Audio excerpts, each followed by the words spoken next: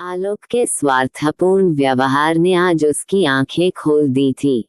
आज उसे एहसास हो रहा था कि इंसान का व्यवहार ही उसकी सुंदरता का सही मापदंड है।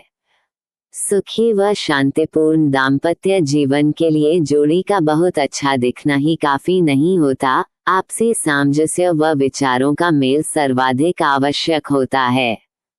खून बहुत बह गया है डॉक्टर, और देर हुई तो ये बच नहीं पाएंगे, मृणालिनी ने रुआं से स्वर में गिड़गिड़ाते हुए कहा। I am sorry, accident case है। पुलिस के आने तक मैं ये केस नहीं ले सकता। ये कहकर डॉक्टर तीव्रता से अपने कक्ष में चला गया। उस बड़े से सरकारी अस्पताल के असीमित गलियारे में खड़ी मृणालिनी अपने आप को बेहद असहाय महसूस कर रही थी। मैडम, आवाज सुनकर वह चौंक गई। आप डॉक्टर सक्सेना से बात करके देखिए, बहुत भले आदमी है, शायद आपकी कुछ मदद कर सकें। फिलहाल वह खाना खाने घर पर गए हुए हैं। ये रहा उनका फोन नंबर। अस्पताल की वह आया मृणालिनी के हाथ में एक पर्ची थमाकर चली गई। इबते को मानो तिनके का सहारा मिल गया हो। हेलो डॉक्टर सक्सेना, देखिए एक बुजुर्ग हमारी कार से टकराकर घायल हो गए हैं।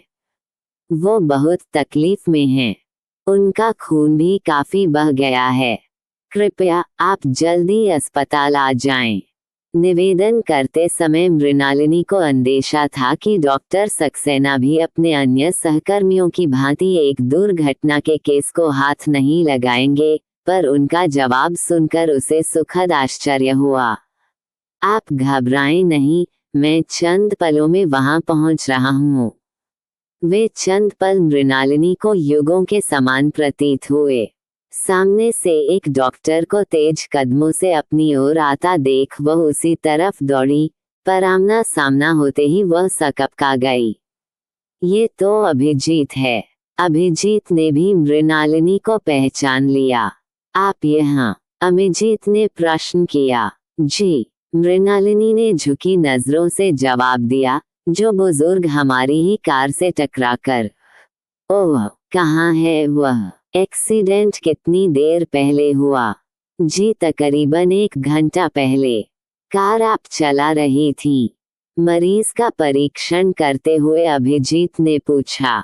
जी नहीं, कोई और। मृणालिनी के आसपास किसी को न पाकर अभिजीत ने उसे प्रश्न भरी नजरों से देखा, पर कहा कुछ नहीं। मृणालिनी का दिल कर रहा था कि धरती फटे और वह उसमें समा जाए। आलोक पर उसे बेहद गुस्सा आ रहा था। हवाई जहाज की तरह कार चलाता है और आज तो पी भी रखी थी।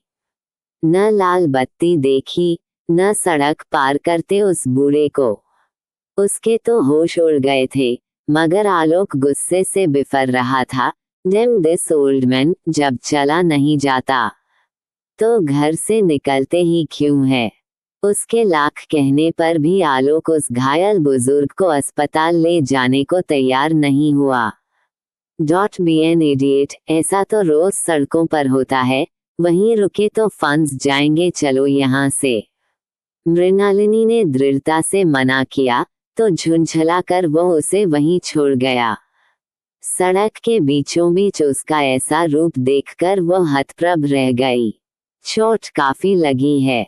यह आपने बहुत अच्छा किया जो आप बिना डरे इन्हें यहाँ ले आए। फिर अभिजीत उस बुजुर्ग को मरहम पट्टी के लिए स्ट्रेचर पर अंदर ले गए। बाहर स्याह सर्द कोहरा छा रहा था। थकान से बेहाल मृणालिनी गलियारे में पड़ी बेंच पर बैठकर अतीत की यादों में खो गई। प्रोफेसर माथुर के घर में बहुत गहमागहमी थी। उनकी बड़ी बेटी मृणालिनी को देखने लड़के वाले आए हुए थे। लड़का डॉक्टर था और उसका परिवार उन्हीं की भांति मध्यम वर्गीय था। उन्हें पूर्ण विश्वास था कि मृणालिनी सबको पसंद आ जाएगी, और भला कौन नापसंद कर सकता था उसे। चमकदार निखरा रंग, पुनर्तः प्राकृतिक ताजगी लिए हुए, घर के कामकाज व पढ़ाई लिखाई में भी निपुण थी वह। चाय की ट्रे हाथ में लिए जब वो बैठक में प्रविष्ट हुई, तो सब उसे देखते ही रह गए। हल्के गुलाबी रंग की साड़ी में उसकी दूधिया रंगत और निखर आई थी। सुंदर चेहरा, घने केश, उसे देख ऐसा प्रतीत होता था मानो प्रयोगधर्मी ईश्वर ने उसे गढ़ तराश कर सुंदरता पर एक प्रयोग किया हो। मृणालिनी को सबकी सकारात्मक दृष्टि का आभास हो गया था, पर चाय थमाते हुए जब उसने लड़के को देखा तो उसे एक धक्का सा लगा। सांवली रंगत, चौड़ा प्रशस्त ललाट, चौड़ी नाक व साधारण कद काठी का वह लड़का उसके सपनों का राजकुमार नहीं था। उसके सपनों राजकुमार, जिसकी उसने अपनी कल्पना से एक छवि भी बना डाली थी। लंबा कद, गठीला बदन, तीखे नैन नक्श, आकर्षक व्यक्तित्व के राजकुमार का ख्वाब देखा या उसने? वह बुझे मन से नाश्ता परोसने लगी। बड़ों के आग्रह पर वे दोनों बाहर बगीचे में घूमने गए। अभिजीत के कहे शब्द उसे अब तक याद है। देखिए, आप कोई निर्णय लें, उससे पहले मैं आपको एक सच्चाई से अवगत कराना चाहता हूँ। मैं एक सरकारी डॉक्टर हूँ। आय सीमित है। बहुत ऐश्वर्यपूर्ण जीवन का वादा तो नहीं कर सकता, पर आपको सब सुख देने का प्रयत्न जरूर करूँगा।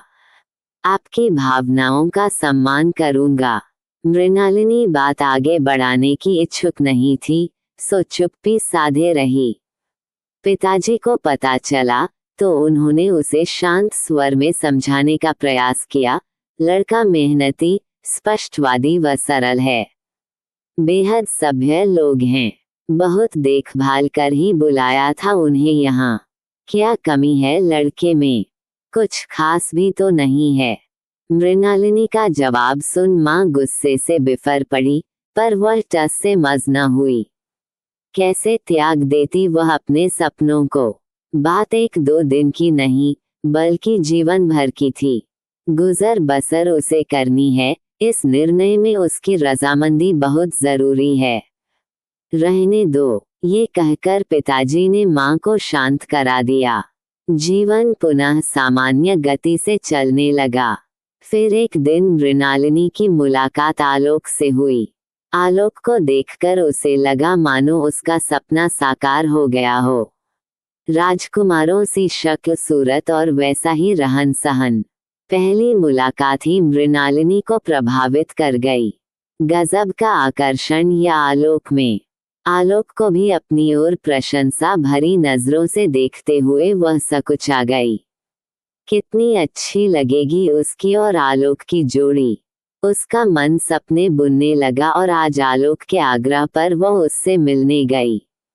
वो उसे शहर के नामी डिस्कोथेक ले गया।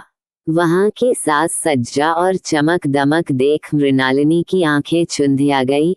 उसे यूं विस्मित देख आलोक को बेहद खुशी हो रही थी। सबको धन दौलत की चमक दमक से अंशवित कर देना उसे बहुत भाता था। जोरों से बजता पार्श्व संगीत, रंगीन रोशनियों में नहाए थिरकते बदन, शराब की गंध। मृणालिनी का दम घुटने लगा, पर उसकी मनोस्थिति से अनभिज्ञ आलोक बहुत जोश में था। वह शायद ऐसे माहौल का आदी था। शराब के नशे में आलोक के कदम डगमगाने लगे। आज उसकी आंखों में मृणालिनी को प्यार नहीं, वहशीपन नजर आया। वह सहम गई। उसके अंदर कुछ टूट सा गया, मानो उसके इंद्रधनुषी सपनों पर काली स्याही के छींटे पड़ गए हो। वापसी में आलोक कार बहुत तेजी से चला रहा था। उसने धीरे चलाने का अनुरोध किया तो वह ढिठाई से हंसते हुए बोला, अपल एक्स्ट्रा है, कोई बैलगाड़ी नहीं। वैसे भी धीरे चलना, पीछे रह जाना मेरी फितरत में नहीं है। थोड़े दिनों में तुम्हें भी आदत पड़ जाएगी। फिर यकायक वह बूढ़ा सामने आ गया। वो अब बात करने की स्थिति में है। डॉक्टर, अभिजीत की आवाज उसे वर्तमान में खींच लाई। मैंने उनके घर वालों को भी खबर कर दी है। आप परेशान ना हो, मैं सब संभाल लूंगा। रात काफी हो चुकी है। चलिए, मैं आपको घर तक छोड़ देता हूँ। सारी रात मृणालिनी सो न सकी। रह रहकर अभिजीत का चेहरा आंखों के आगे घूमता रहा। तन्मयता से मरीजों को देखते हुए, उन्हें शांत स्वर में इलाज के बारे में बताते हुए, सच कितनी विनम्रता और धैर्य झलकता था उनके मुख पर। कितनी परिपक्व सोच थी उनकी, कितनी गहराई थी उनके चरित्र में और कितना अपनापन था अभिजीत के व्यवहार में। आलोक के स्वार्थपूर्ण व्यवहार ने आज उसकी आंखें खोल दी थी। आज उसे एहसास हो रहा था कि इंसान का व्यवहार ही उसकी सुंदरता का सही मापदंड है। सुखी व शांतिपूर्ण दाम्पत्य जीवन के लिए जोड़ी का बहुत अच्छा दिखना ही काफी नहीं होता, आपसी सामंजस्य व विचारों का मेल सर्वाधिक आवश्यक होता है। काश कि उसने अभिजीत के शादी के प्रस्ताव को ठुकराने की मूर्खता न की होती। पर अब क्या हो सकता था। हालांकि अभिजीत ने बीती बातों पर कोई मलाल जाहिर नहीं किया था, पर अब वे उसे जीवन साथी के रूप में स्वीकार करेंगे, ऐसी आशा करना भी व्यर्थ था।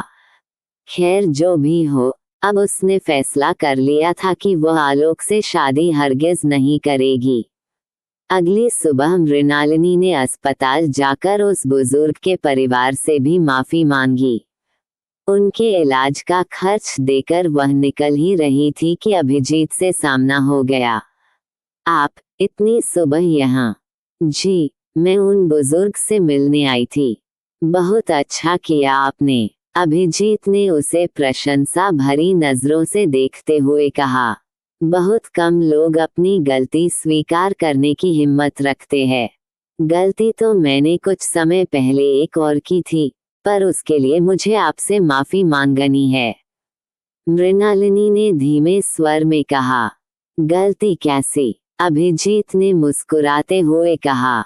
हर इंसान को इतनी स्वतंत्रता तो होनी ही चाहिए कि वह अपनी जिंदगी के कुछ अहम फैसले खुद कर सके। शायद मैं नहीं, आप बहुत अच्छे हैं, मृणालिनी ने बात काटते हुए कहा। मैं ही आपको पहचान नहीं पाई। कुछ क्षण यूं ही बिना कुछ कहे बीत गए, फिर अभिजीत ने उसे निहारते हुए प्रश्न किया, और अब? मृणालिनी के चेहरे की सुर्ख रंगत से उसे जवाब मिल गया।